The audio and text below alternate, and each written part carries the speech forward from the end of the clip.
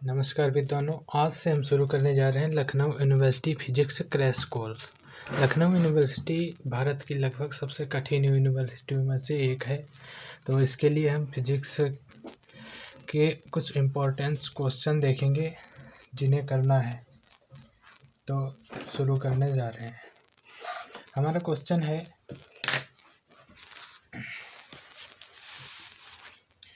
सरल आवर्ती ऊर्जा है तो व्यंजक प्राप्त करो। सरल आवर्ती ऊर्जा हेतु व्यंजक प्राप्त करो। तो हमें पता है कि सरल आवर्ती यहाँ पे सरल आवर्ती दोलक की ऊर्जा दोलक सरल आवर्ती दोलक की ऊर्जा। तो यहाँ पे लिखेंगे सरल आवर्ती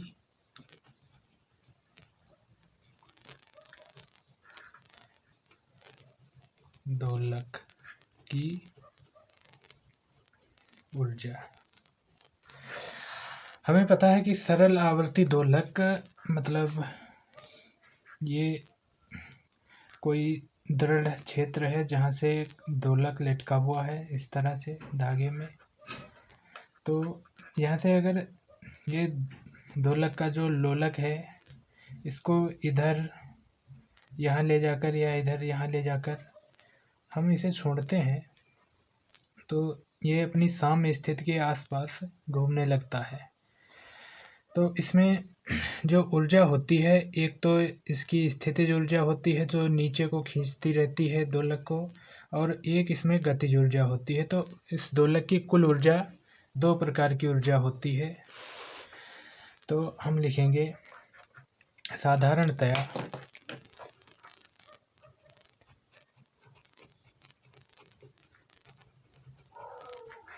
साधारणतया सरल आवर्ती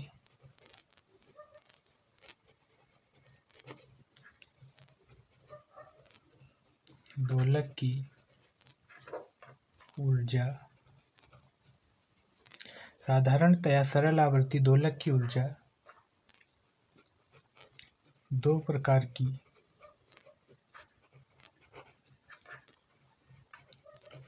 ऊर्जा होती है। नंबर 1, तो इसमें एक तो जो दोलक अपनी साम्य स्थिति के इधर उधर घूम रहा है, इसमें एक गतिज ऊर्जा होगी, और जो एक ऊर्जा नीचे गुरुत्वाकर्षण के कारण नीचे की ओर लग रही है वो स्थितिज ऊर्जा होगी। तो नंबर 1 स्थितिज ऊर्जा।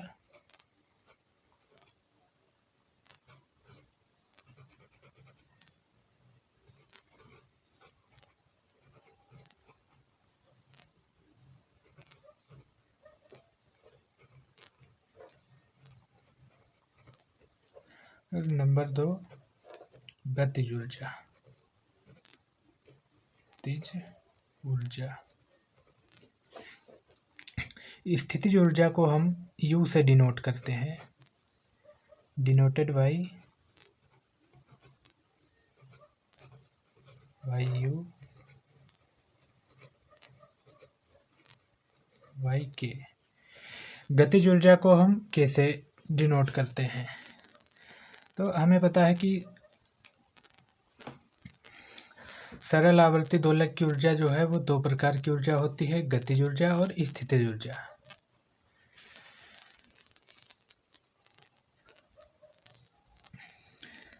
तो इसके लिए हम लिखेंगे कि किसी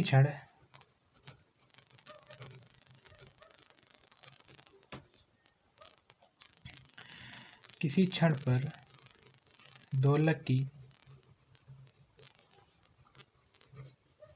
जो सरल आवर्ती दोलक होता है उसकी किसी क्षण पर दोलक की कुल ऊर्जा इन दोनों के योग के बराबर होती है। जो सरल आवर्ती दोलक की कुल ऊर्जा होती है वो इन दोनों माने स्थितिज ऊर्जा और गतिज ऊर्जा दोनों की योग के बराबर होती है। तो इसकी कुल ऊर्जा को हम ई से डिनोट करते हैं। तो इसलिए E equal to U plus K. अब हमें सबसे पहले पता होना चाहिए कि सरल आवर्ती दोलक की ऊर्जा है तो व्यंजक प्राप्त कर रहे हैं, तो हमें दोनों का गतिज ऊर्जा और स्थितिज ऊर्जा दोनों के लिए व्यंजक प्राप्त करना होगा। फिर उसके बाद उन्हें ऐड करके, क्योंकि लिखा है किसी क्षण पर दोलक की कुल ऊर्जा इन दोनों की योग के बराबर होती है, तो कुल ऊर्जा निकालने के लिए हमें स्थितिज ऊर्जा और गतिज ऊर्जा दोनों को निकालना होगा। तो हम मान लेते हैं कि माना कि दोलक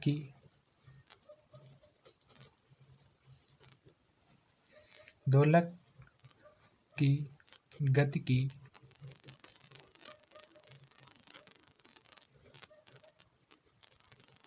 समीकरण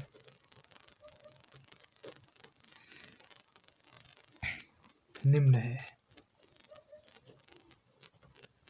तो दोलक की गति की समीकरण हम मान लेते हैं ये sine omega T plus phi, जहाँ x किसी क्षण पर जो ये गति हो रही है इसके दोलक के सामने स्थित के आसपास में, तो किसी क्षण पर मान लिया यहाँ पे कुल ऊर्जा की बात करें यहाँ पे या यहाँ पे, तो ये विस्थापन है। तो यहाँ पे विस्थापन होगा x माइनस, ये कुल विस्थापन x मान लिया तो x माइनस x1 इस तरह से। तो किसी क्षण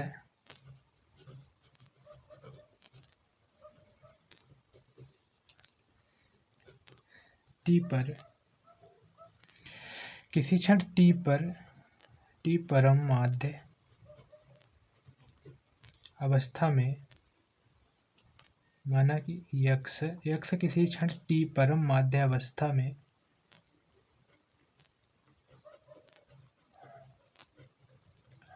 विस्थापन है। अतः हमने न्यूटन के गति के नियम अगर पढ़े हैं, आपने पढ़े होंगे, तो आपको पता होगा कि अगर इसका एक बार अवकलन करो, इस विस्थापन का एक बार अवकलन करो तो dx अपान dt बराबर हमें वेग प्राप्त होता है तथा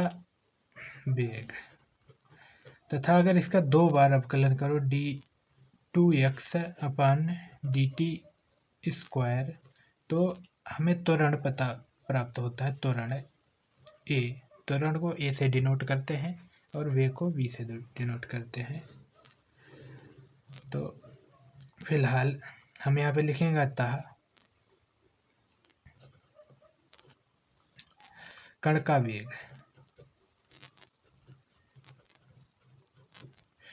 वेग हमें न्यूटन के नियम से पता है कि dx upon dt equal to v, क्योंकि कण का वेग हमें पता चल रहा है कि विस्थापन के अवकलन से प्राप्त हो रहा। तो हमें विस्थापन का समीकरण दिया हुआ है, समीकरण 1 लिख देते हैं। समीकरण दिया हुआ है तो विस्थापन का, तो इसका अवकलन करेंगे। तो इसका अवकलन करने पर क्या होगा, dx अपान dt बराबर a कांस्टेंट है, साइन का हो जाएगा कॉस और ओमेगा टी का हो जाएगा ओमेगा। इसका टी के सापेक्ष अवकलन करना है त्वरण का, omega cos omega T plus phi. ठीक है। अब यहाँ पे हमें दिखाई दे रहा है कि इसे हम चेंज कर सकते हैं रूट लगा के।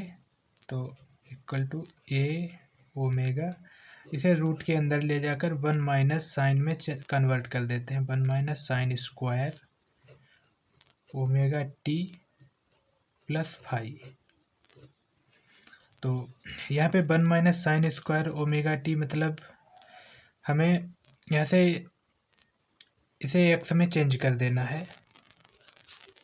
तो यहाँ से अगर हम एक्स का मान निकालेंगे तो एक्स बराबर दिया है हमें A sine omega T plus phi. तो यहाँ से क्या करेंगे, इसको एक्स के अपॉन में भेज देंगे, X upon A equal to sine omega T plus phi. तो यहाँ पे हमें दिखाई दे रहा है कि sine omega T plus phi इसका स्क्वायर है, तो हम इसका ये मान रख सकते हैं। तो यहाँ पर क्या करेंगे, A omega 1 minus x by A का स्क्वायर, या A omega 1 minus x square upon A square, या A omega root A square minus x square upon A square, जो कि रूट के अंदर है अभी। तो इसे रूट से बाहर लाएंगे तो हमारे पास बचेगा ओमेगा, ये और ये कट जाएगा तो बचेगा omega A square minus x square. तो ये हो गया हमारा D x upon D T.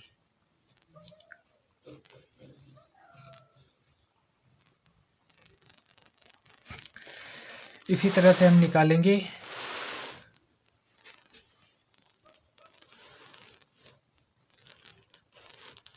कण का त्वरण। तो इसी प्रकार से हम निकालेंगे कण का त्वरण। तो कण का त्वरण हमें पता है कि इसका 2 बार अवकलन करने पर, एक बार अवकलन करने पर वेग मिलता है, विस्थापन का एक बार अवकलन करने पर वेग मिलता है, नोट कर लीजिएगा साइड में, और 2 बार अवकलन करने पर त्वरण मिलता है न्यूटन के नियम से, न्यूटन के गति के दूसरे नियम से, ये भी ध्यान रखना है। तो हम लिखेंगे यहाँ पे कण का त्वरण।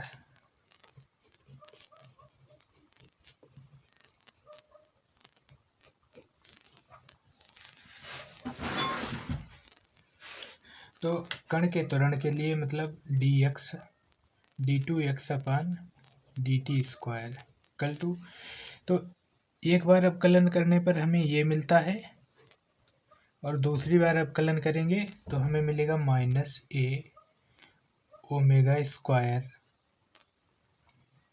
क्योंकि कॉस का हमें पता है, कॉस का अवकलन करने पर साइन माइनस साइन मान रखना पड़ता है, तो माइनस यहाँ पे लगा, और ओमेगा टी का हो जाएगा ओमेगा।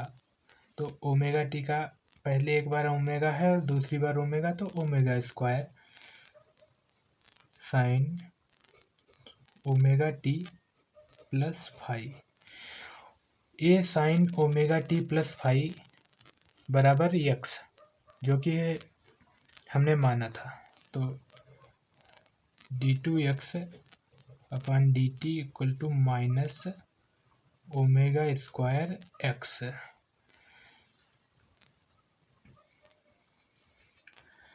अतः कण पर लगने वाला बल, तो कण पर लगने वाला बल हमें पता होता है कि F बराबर एम बी, जो कि होता है P का मान,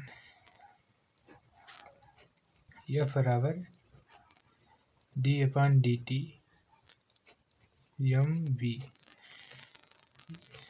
P बराबर एम बी होता है, जो कि संवेग होता है, संवेग का समीकरण। तो यहाँ पे हम मान रखेंगे F equal to minus M, और जो त्वरण होता है एम त्वरण तथा विस्थापन ओमेगा स्क्वायर एक्स, या माइनस सी एक्स, जहाँ हम जानते हैं, हमें पता है कि omega square equal to C/m होता है।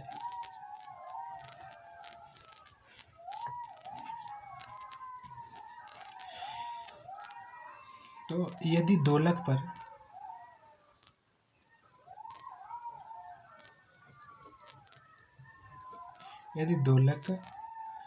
dx, यदि दोलक को एक स्थिति से यहाँ से dx दूरी तक विस्थापित करके अगर छोड़ दिया जाता है तो उस पर किया गया कार्य कितना होगा। यदि दोलक dx दूरी तक विस्थापित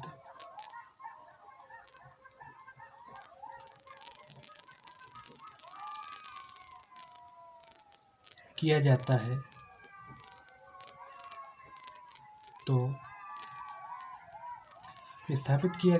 तो उस पर किया गया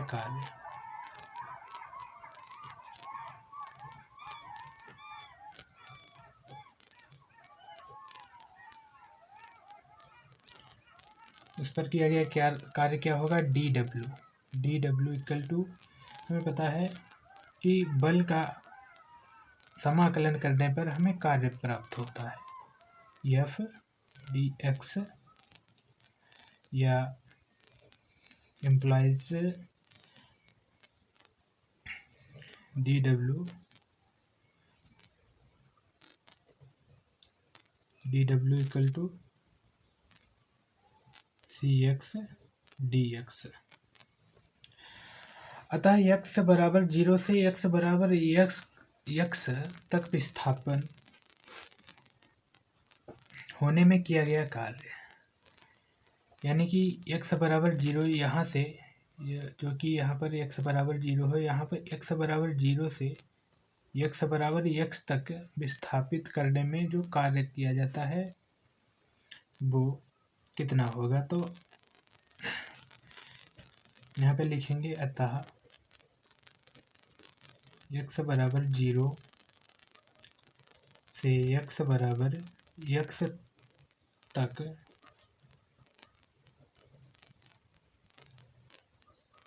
विस्थापित होने में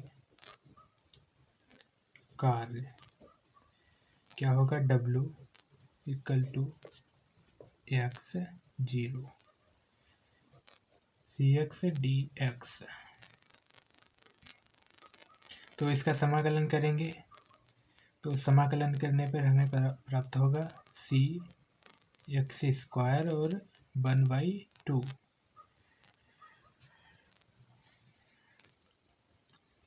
प्लस c होगा, जो कि कांस्टेंट है, ज़्यादा जरूरी नहीं लगाना है। तो यहाँ पे दोलक का कार्य जो होगा x बराबर 0 से x बराबर x दूरी पर विस्थापित करने में, वो हमारे पास 1/2 cx² होगा। यही कार्य जो होता है, तो यही कार्य दोलक की स्थिति ऊर्जा के रूप में एकत्र हो जाएगा, अतः इसे हम दोलक की स्थिति ऊर्जा कह सकते हैं।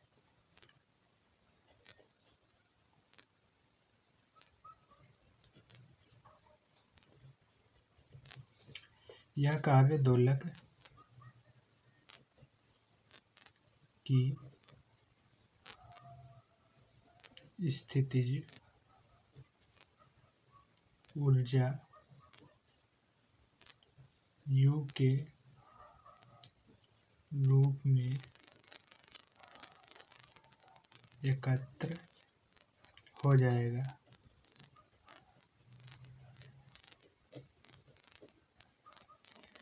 अतः हम लिख सकते हैं W को U लिख सकते हैं इक्वल टू 1/2 cx², जो कि समीकरण नंबर 3 है। हमें अब स्थिति ऊर्जा का व्यंजक मिल चुका है, अब हमें प्राप्त करना है गतिज ऊर्जा का व्यंजक। तो हम लिखेंगे विस्थापन x होने पर दोलक की गतिज ऊर्जा।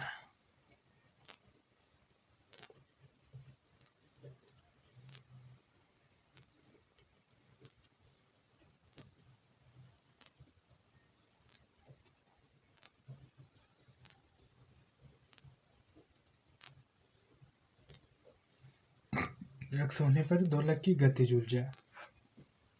तो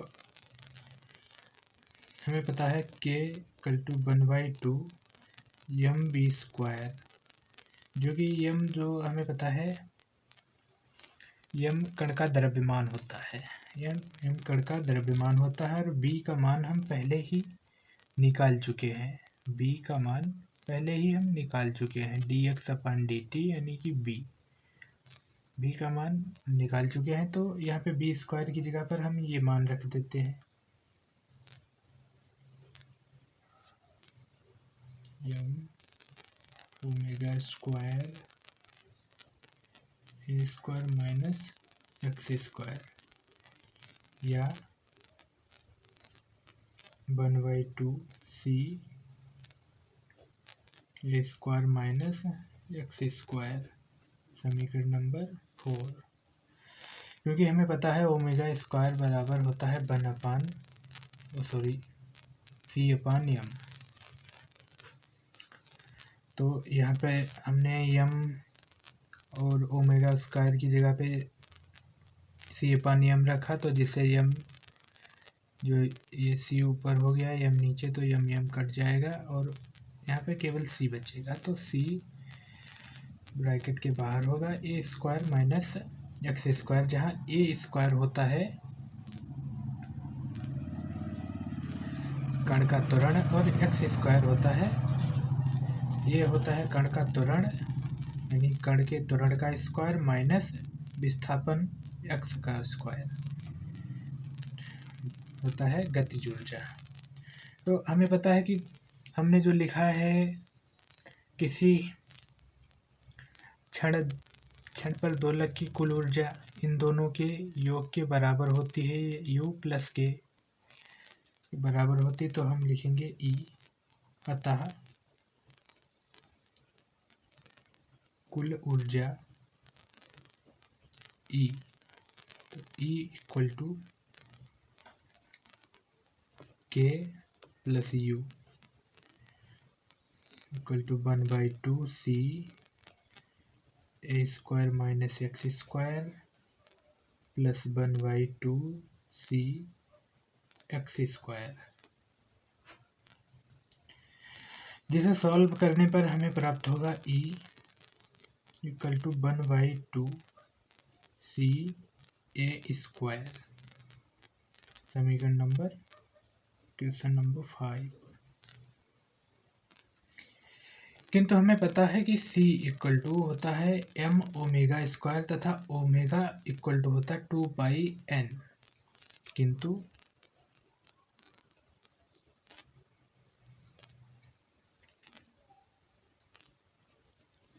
हमें पता है c = mω² तथा ω = होता है 2πn, जहाँ n आवृत्ति होती है। तो हम लिखेंगे E = जो हमें पता है c और x का जो मान दिया हुआ है, तो 1/2 m, तो इसका स्क्वायर करेंगे 2πn, तो स्क्वायर करने पर 2 का स्क्वायर 4, π² n², तो 2 से 2 कैंसिल, तो E = 2m π² n², जो कि हमारी समीकरण 6 लिखेंगे, समीकरण नंबर 6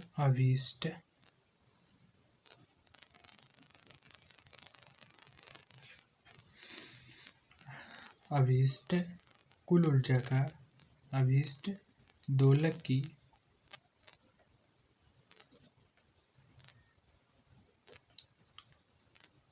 ऊर्जा का समीकरण या व्यंजक लिख सकते हैं। व्यंजक है।